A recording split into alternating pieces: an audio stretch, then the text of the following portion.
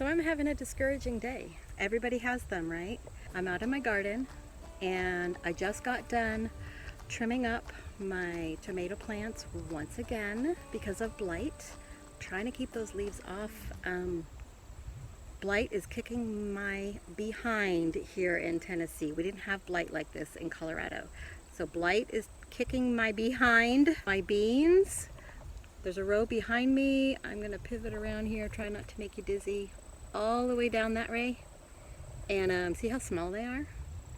Now this variety is called the strike bean, and I grew them last year, and they weren't a huge plant, so I didn't expect, big tall things, but they're really small this year. And so this is a new row, and so there's a reason for it. It needs more amendments. I'm not giving up, but just so you know, gardening is kind of kicking my butt. I said the word butt. That's how I feel today.